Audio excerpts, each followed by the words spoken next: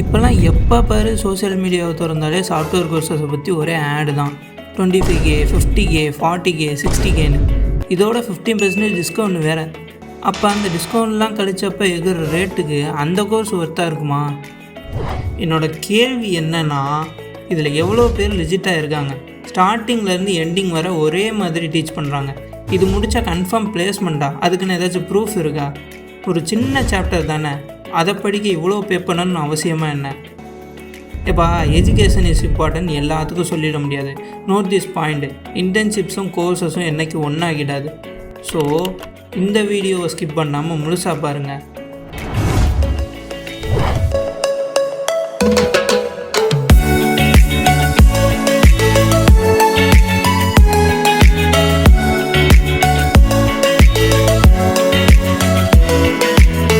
Buddies, நான் உங்கள் maths. இது நமக்கான பவுன்சி, நம்மளுடைய பவுன்சி. என்னால் எந்த அளவுக்கு முடியுமோ அந்த அளவுக்கு ஜீரோ காஸ்ட்டில் ஹை குவாலிட்டி கண்டென்ட்டை எடுத்துகிட்டு வர ட்ரை பண்ணுறேன். இதுதான் இந்த சேனலோட மோட்டோ. என்னை பற்றி சொல்லணும்னா, நான் ஒரு CSC graduated fresher, freelancer, influencer, ஒரு ஏஐ ட்ரெயினரை என்னோடய ஜர்னியை ஸ்டார்ட் பண்ணியிருக்கேன். நான் என் காலேஜை முடிச்சுட்டு ஒரு ஃப்ரீலான்சராக வேலை பார்த்துட்டு இருந்தேன். அப்போது ஒரு கம்பெனியை கிளைண்ட்டு பிடிச்சி ப்ராஜெக்ட் பண்ணி கொடுத்துன்னு இருந்தேன். அதில் தான் எனக்கு ஸ்டாக் டெவலப்மெண்ட்டை பற்றின நாலேஜெலாம் கிடச்சிது. ஸோ அதில் இருந்து கிடச்ச ப்ராக்டிக்கல் எக்ஸ்பீரியன்ஸை வச்சு தான் நான் இந்த சேனலை ஸ்டார்ட் பண்ணியிருக்கேன். நான் இந்த எக்ஸ்பென்சிவ் கோர்ஸுக்கு ஆல்ட்டாக தான் ஃப்ரேம் ஒர்க்னு ஒரு மெத்தடை எடுத்துன்னு வந்திருக்கேன். நம்ம பவுன்சி ஃப்ரேம் ஒர்க் அப்படின்னா என்ன? ஒரு பெரிய டாப்பிக்கை எடுத்து அதை சின்ன சின்ன ஸ்டெப்ஸாக உடச்சி அதோட நிறைய எக்ஸாம்பிள் ப்ராஜெக்ட்ஸை வச்சு நான் எக்ஸ்பிளைன் பண்ணுவேன். இதனால் எனக்கும் ஒரு ப்ராஜெக்ட்ஸை சொல்லி கொடுத்துன்னு இருக்கும்போதே உங்களுக்கு ஹெல்ப் பண்ண ஈஸியாக இருக்கும். இதனால் தேவைப்படும் போது ப்ரெசண்ட்லேருந்து பாஸ்ட் வீடியோஸ்க்கு பார்த்தாலும் அதை புரிஞ்சுக்கவும் உங்களுக்கும் ஈஸியாக இருக்கும். நானும் கூட உங்களை மாரி ஒரு லேர்னர் தான். நான் ஒன்றும் பெரிய ஃபுல் ஸ்டாக் டெவலப்பர்லாம் இல்லை. நான் உங்கள்கிட்ட பேசி தான் உங்களுக்கு ஹெல்ப் பண்ண போகிறேன். உங்கள் டவுட்ஸை கிளியர் பண்ண ட்ரை பண்ணுவேன்.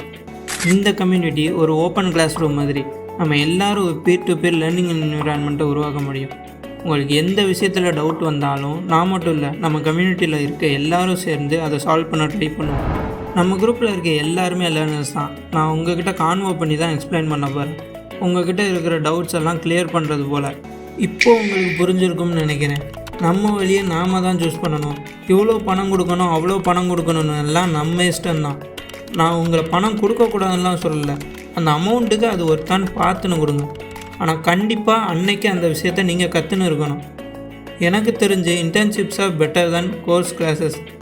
இந்த கம்யூனிட்டி உங்களுக்கு பிடிச்சிருந்தா லைக் பண்ணுங்கள், ஷேர் பண்ணுங்கள், கமெண்ட் பண்ணுங்கள். மறக்காமல் சப்ஸ்கிரைப் பண்ணிவிட்டு அந்த பெல் ஐக்கான ஆளில் போட்டுட்டு போங்க. அப்போ தான் நான் போடுற வீடியோஸ் எல்லாம் உடனே உங்களை வந்து சேரும். நம்ம எல்லாருக்குமே ஒரு டவுட் இருந்திருக்கும், ஒரு கம்பெனி எப்படி ஒர்க் ஆகுது, அதோட ரோல்ஸ் எல்லாம் என்ன, அதெல்லாம் எப்படி மேனேஜ் பண்ணுறாங்க அப்படின்னு. பெரும்பாலான கம்பெனிஸ் ஒரு ப்ரெட்டிஸ்ட்ரக்சர்டு ஃபார்மேட்டை தான் யூஸ் பண்ணுறாங்க.